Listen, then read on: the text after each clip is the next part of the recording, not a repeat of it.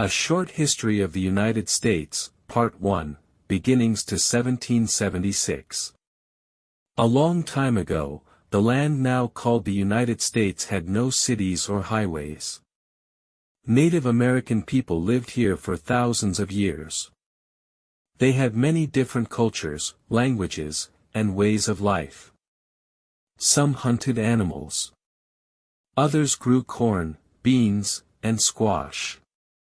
They lived in all parts of North America. In 1492, a man from Europe named Christopher Columbus came to the Americas. After that, more people came from Europe. They came from countries like Spain, France, the Netherlands, and England. These people were called settlers or colonists. The first English colony was made in 1607. It was called Jamestown, in Virginia. Life was hard for the people. Many died from cold, hunger, and disease. But they did not give up. In 1620, a group of people called the Pilgrims came to a place they called Plymouth, in Massachusetts. They came for religious freedom. They wanted to pray in their own way. They made peace with the Native Americans, but only for a short time. Later, there were many problems between the settlers and the native people. The settlers took more and more land. By the 1700s, there were 13 English colonies along the east coast of North America. The people there spoke English. They farmed the land, traded goods, and made towns and roads. But they were still ruled by England and its king. England made laws for the colonies. It also took money in the form of taxes. The colonists did not like this. They said, no taxation without representation. This meant they wanted a say in the laws that affected them. They did not have that under the English king. One famous event was the Boston Tea Party in 1773. Angry colonists threw tea into the water to protest taxes. This made England very angry. They sent more soldiers. The colonists got more angry too. Soon, the colonies and England were in a conflict. In 1775, war began. It was called the American Revolutionary War. Colonists began to fight for freedom from England. In 1776, they wrote the Declaration of Independence. This was a letter to the world. It said that the 13 colonies were now free and would become a new country, the United States of America. The man who wrote most of the Declaration was Thomas Jefferson. He said all people have rights, like life, liberty, freedom, and the pursuit of happiness. This idea became very important for the country's future. The War for Independence lasted until 1783. Many battles were fought. General George Washington led the colonial army. At last, the colonists won. England said, "Okay, you are free." The United States became its own country. Part 2, 1776 to 1860. After the war, the 13 colonies were free. But now they had a new problem. They had to decide how to govern their new country. Each state had its own rules. They needed a plan to work together. In 1787, leaders met in Philadelphia. They wrote a new plan. It was called the U.S. Constitution. This document created the system of government the U.S. still uses today. It said there would be 3 parts of government: the President, the Congress, and the courts. In 1789, George Washington became the first President of the United States. People respected him because he helped win the war. He did not want to be king. He said the United States should be a free democracy. As years passed, the country grew. New states joined. People moved west. Some went looking for land and new chances. Others were sent by the government to explore. One famous journey was the Lewis and Clark expedition in 1804. These two men traveled to the Pacific Ocean and wrote about what they saw. In 1803, the U.S. bought a big area of land from France. This was called the Louisiana Purchase. It doubled the size of the country. More people moved west to farm, trade, and build towns. But there was a big problem in the new nation: slavery. In the southern states, many people owned African slaves. These slaves worked on farms, especially on cotton and tobacco plantations. In the northern states, slavery was less common, and many people wanted to stop it. This difference between North and South caused many arguments. The country grew, but people could not agree on slavery. Some new states allowed it, and some did not. This made the fight worse. In 1820, the government made a deal called the Missouri Compromise. It tried to keep peace between free states and slave states. But the fight about slavery continued. In the 1830s and 1840s, more people wanted to end slavery. These people were called abolitionists.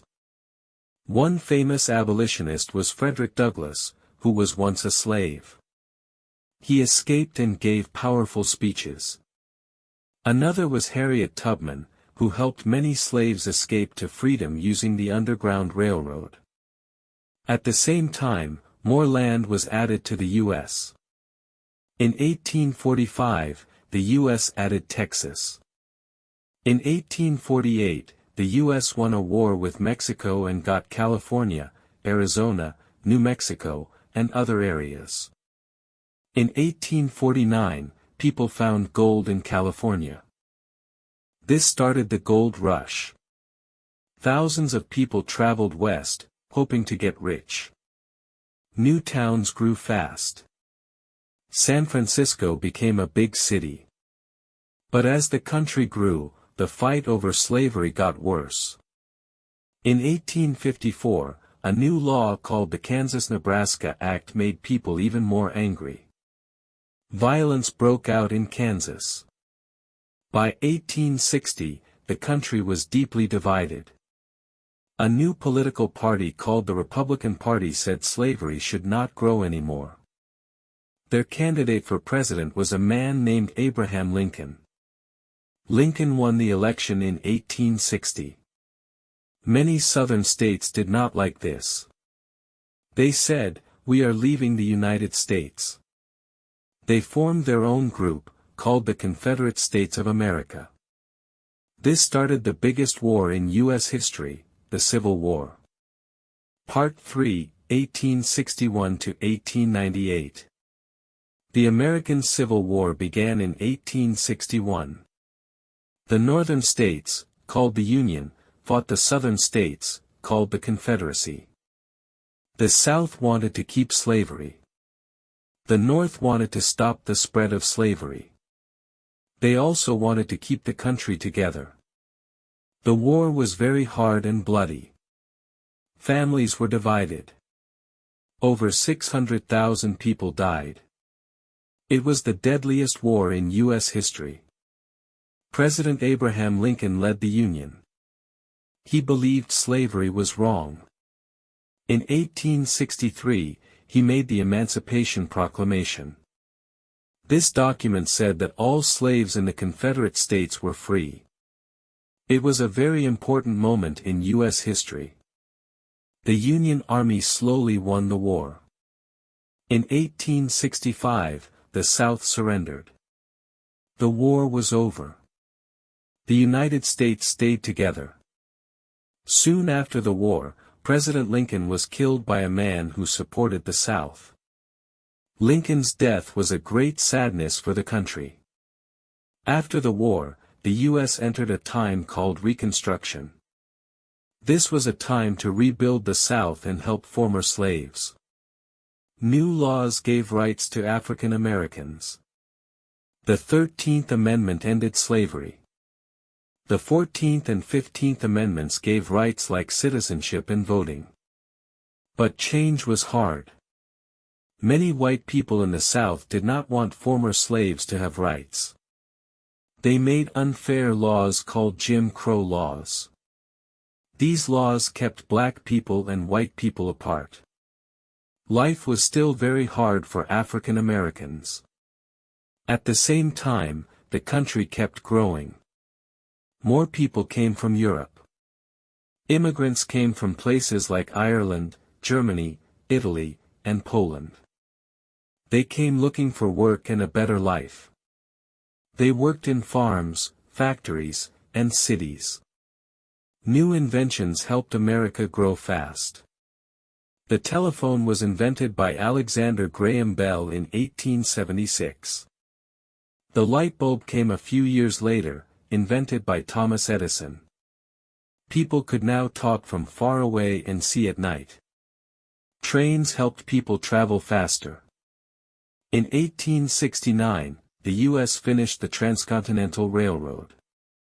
This train line connected the East Coast to the West Coast. People could travel across the country in just a few days. But not everyone was happy. Native Americans were pushed off their land as settlers moved west. The U.S. government made Native Americans live on reservations. Many Native American tribes lost their homes, lives, and way of life. There were also many battles, like the Battle of Little Bighorn in 1876. During this time, big business grew. Some people became very rich. Men like Andrew Carnegie, steel, John D. Rockefeller, oil, and J.P. Morgan, banking, became very powerful. This time is called the Gilded Age. Cities grew fast. But many workers had low pay and worked in dangerous places. In the 1880s and 1890s, people began to fight for better working conditions. They made labor unions. These were groups of workers who asked for fair wages and safer jobs. There were also people fighting for women's rights, especially the right to vote.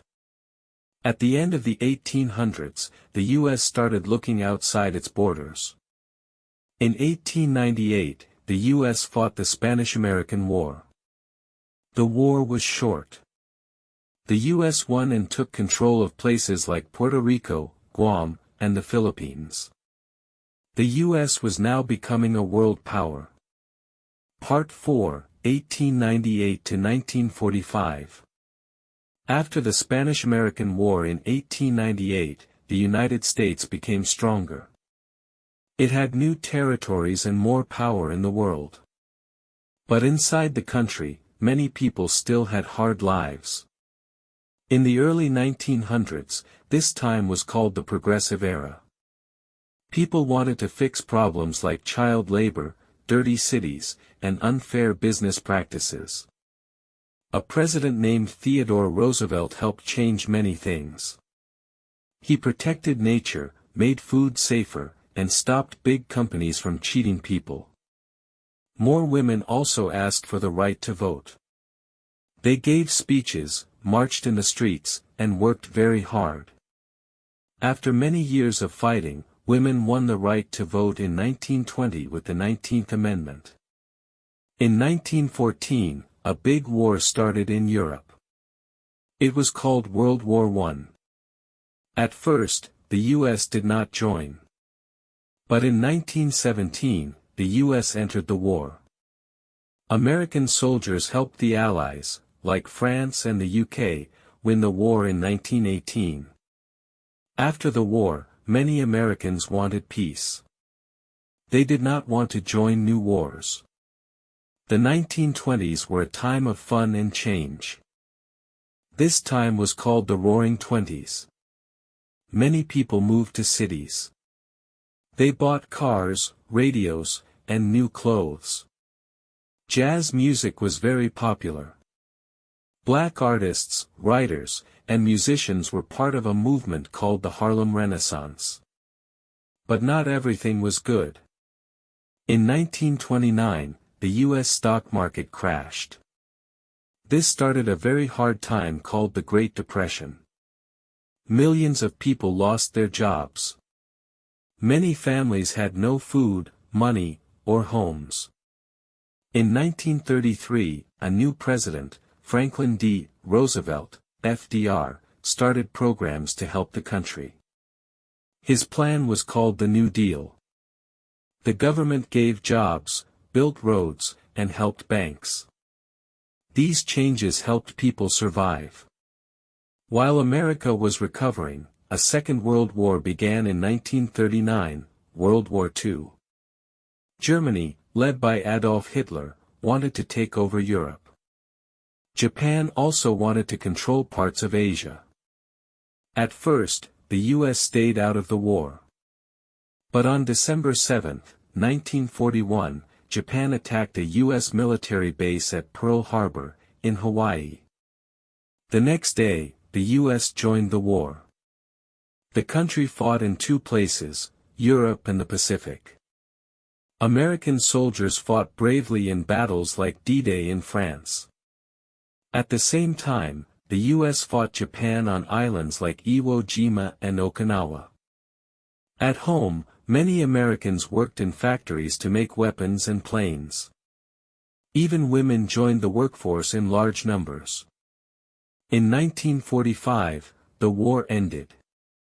The U.S. dropped 2 atomic bombs on Japan, in Hiroshima and Nagasaki. Japan surrendered soon after. The world was at peace again, but millions of people had died in the war. After World War II, the U.S. was one of the most powerful countries in the world. Part 5, 1945 to 1980. After World War II, the United States was strong. Its cities were safe, and its economy was growing. But the world was changing fast. A new conflict began between the U.S. and the Soviet Union. It was not a war with soldiers. It was a Cold War. The Cold War was a fight between two ideas, democracy, U.S., and communism, Soviet Union. Both sides tried to be the most powerful in the world. They built more and more nuclear weapons. People were scared of war, but there was no real fighting between the two countries. In 1949, the U.S. and other countries made a group called NATO. They promised to protect each other. The Soviet Union made its own group with other communist countries. In the 1950s, the U.S. helped rebuild Europe through the Marshall Plan. This gave money to help countries recover from the war. At the same time, the U.S. fought to stop the spread of communism. From 1950 to 1953, the U.S. fought in the Korean War. Korea was divided into two parts, North, communist, and South, non-communist. The war ended in a tie, but the country stayed divided. Back home, life in the U.S. changed a lot. Many people bought houses and cars. They moved to new areas called the suburbs. Families watched TV and listened to rock and roll music. One famous singer was Elvis Presley. But not everyone was treated equally. African Americans were not allowed to go to the same schools, use the same bathrooms, or sit in the same parts of buses as white people. This was called segregation. In the 1950s and 1960s, people began to fight for equal rights. This was called the Civil Rights Movement. One famous leader was Martin Luther King Jr. He believed in peaceful protest.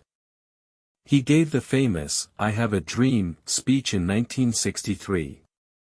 Other important civil rights leaders included Rosa Parks, who refused to give up her seat on a bus, and Malcolm X, who spoke strongly about justice for Black Americans. The U.S. government made new laws to support equality. The Civil Rights Act of 1964 ended segregation. The Voting Rights Act of 1965 helped African Americans vote freely. In the 1960s, another big conflict started, the Vietnam War. The U.S. sent soldiers to help South Vietnam fight communism. But many Americans did not agree with this war. There were many protests, especially by young people and students. In 1969, something amazing happened. The U.S. sent astronauts to the moon. Neil Armstrong was the first person to walk on the moon. He said, "That's one small step for man, one giant leap for mankind." This was part of the space race between the U.S. and the Soviet Union. In the 1970s, the U.S. faced some problems. The Watergate scandal made people lose trust in the government. President Richard Nixon had to quit in 1974. He was the first president to resign. The economy also slowed down. Prices went up. Oil became more expensive. But many Americans still believed in their country and worked to make things better. Part 6, 1980-present. In the 1980s, a man named Ronald Reagan became president. He was once a movie actor. As president, he wanted lower taxes and a smaller government. He also spent a lot of money on the military. During this time, the U.S. and the Soviet Union were still in the Cold War, but things began to change. In 1989, the Berlin Wall in Germany came down. In 1991, the Soviet Union broke apart. The Cold War was over. The United States was now the world's strongest power. In the 1990s, President Bill Clinton helped grow the economy. The Internet became popular. More people used computers at home and at work. It became easier to find information and talk to people around the world. In 2000, George W. Bush became president. In 2001, something terrible happened. On September 11, terrorists attacked the U.S. They crashed planes into the World Trade Center in New York City and the Pentagon in Washington, D.C. Many people died. The country was shocked and sad. After that, the U.S. started a war in Afghanistan to find the people responsible. Later, in 2003, the U.S. also went to war in Iraq. These wars lasted for many years. Back home, the country changed again. In 2008, Americans elected their first black president, Barack Obama. He worked to improve health care and the economy after a big financial crisis. Many people lost their jobs and homes in 2008 to 2009. Obama was president for 8 years. In 2016, a businessman named Donald Trump became president. He had strong opinions and made big changes. Some people liked his ideas. Others did not. In 2020, a new disease spread around the world. It was called COVID-19. The virus made millions of people sick. Life changed a lot. Schools and stores closed. People wore masks and stayed at home. The U.S. made vaccines to help stop the virus. In 2021, Joe Biden became president. He worked on health care, jobs, and climate change. Many Americans continued to debate over big issues like immigration, race, education, and technology. Today, the U.S. is still one of the most powerful countries in the world. It is home to many cultures, ideas, and dreams. The country has had hard times, but it always tries to move forward. The story of the United States is not finished. New people, new ideas, and new challenges come every day. But the country is built on hope and the belief that things can get better. Thank you for listening to this story. If you liked it, Write about it in the comments and subscribe to the channel so you don't miss new stories.